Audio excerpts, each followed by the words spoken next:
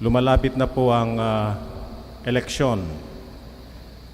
At napapansin nyo po, marami na pong mga political advertisements sa ating mga television.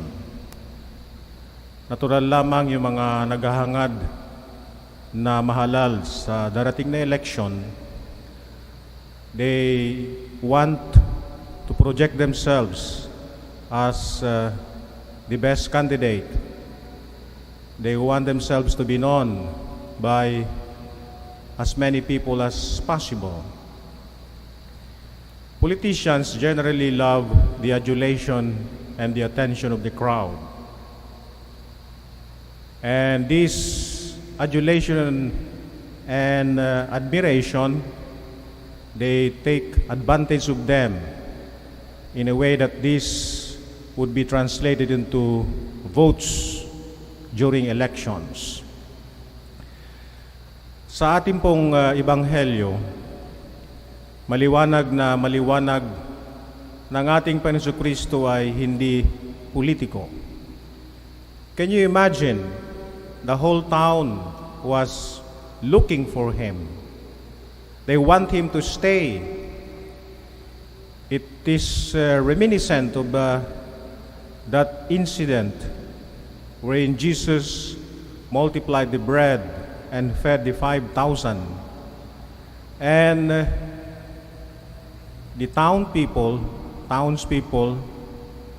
were practically begging him to stay, and they want to make him king. But Jesus walked away from them. In the gospel today, it tells us, he said, "To the other towns also I must proclaim the good news of the kingdom of God, because for this purpose I have been sent." Ano ba ang ibig sabihin nito? That the good news must be spread, it must be shared, it must be proclaimed. The good news of God's goodness, love, and forgiveness, and healing. It has to be spread, to be shared.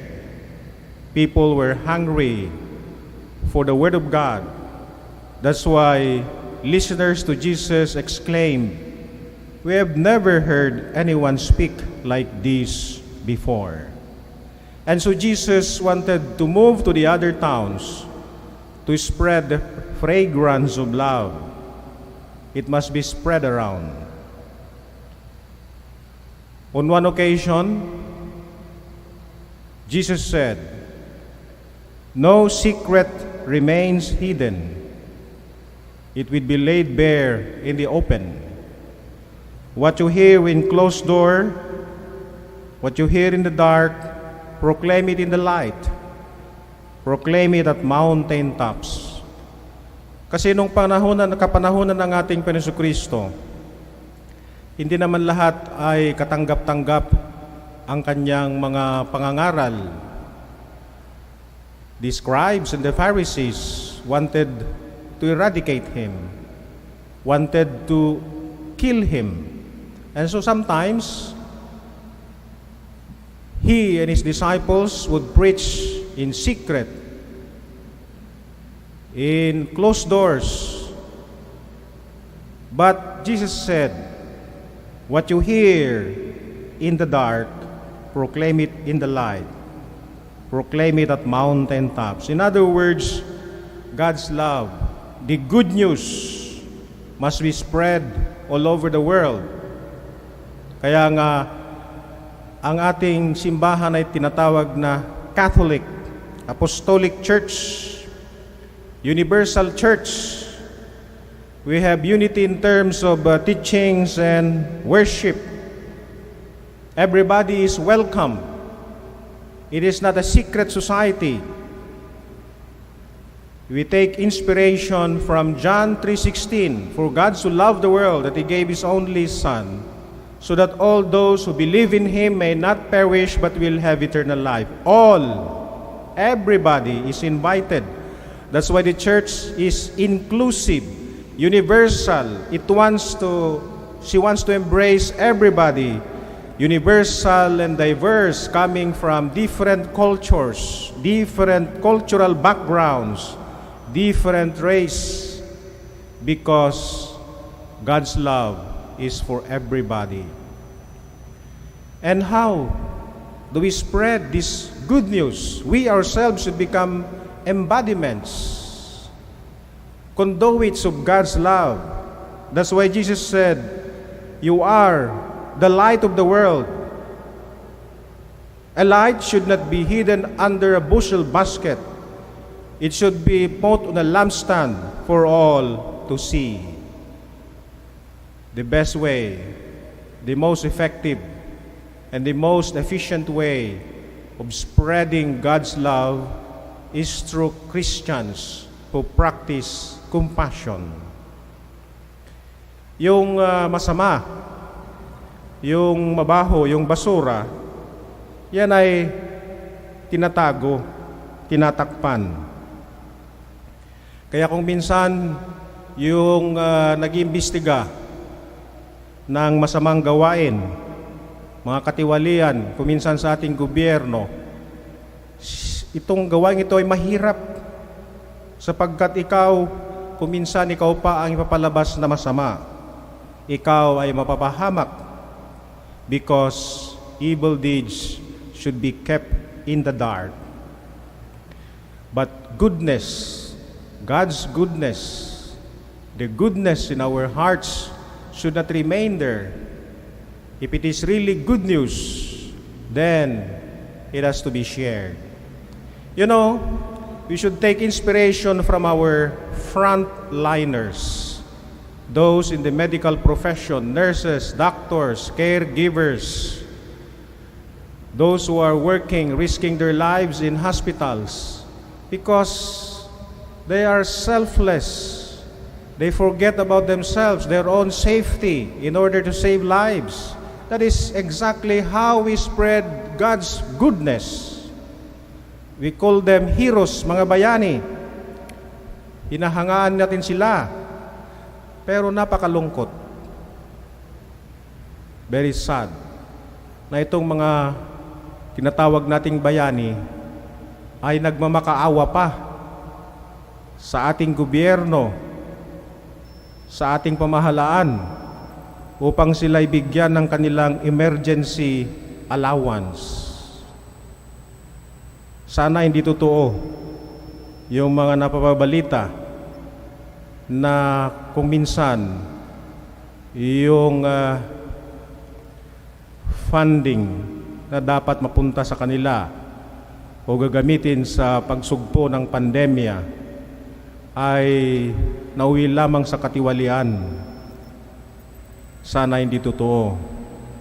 Because how can you reconcile billions of pesos being siphoned, if it is true, by a chosen few, and yet we cannot give the emergency allowance of our frontliners?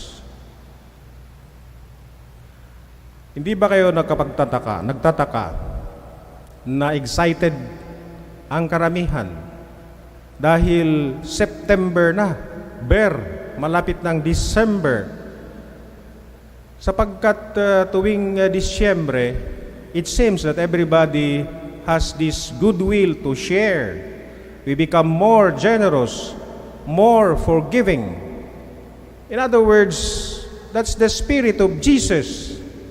The spirit of Christmas is spreading the good news, spreading God's love, spreading God's goodness.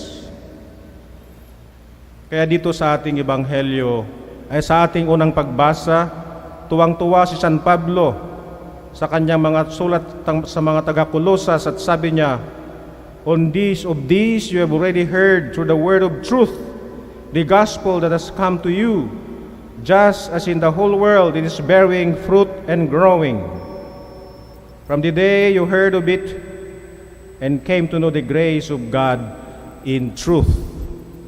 Ito ang katotohanan na ibinunyag ng ating Panginoon Kristo at sabi niya, I am the way, the truth, and the life. No one can come to the Father except through me. Goodness, love, compassion, forgiveness are beautiful words, but they should not only remain words, empty words. Dapat isabuhay natin. And it's only when we follow Jesus, that is what He meant by the truth will set you free. Compared to someone who has done evil deeds, merong tinatago, merong pinagtatakpan, tinatago ang masamang gawain. He does everything in order that the evil deeds would not be uncovered. Kung minsan yung mister laging nagsisinungaling sa misis upang hindi malaman ang kanyang pagtataksil or being unfaithful. The evil deeds that we do, yung masama ay itinatago, yung mabuti, yung katotohanan, yung pagsunod natin sa kalooban ng Diyos, dapat ito'y ipagmalaki, ipakita sa madla. Kaya that's why the prayer of Saint Francis is very appropriate in relation to the gospel tonight. Saint Francis said, Lord, make me an instrument of thy peace and love. Where there is hatred, let me sow love. Where there is injury, pardon. Grant that I may not so much seek to be consoled as to console, to be understood as to understand. Jesus, in the gospel today, wants us to spread the good news all over the world. That's why He said, to the other towns also, I must proclaim the good news of the kingdom of God, because for this purpose I have been sent.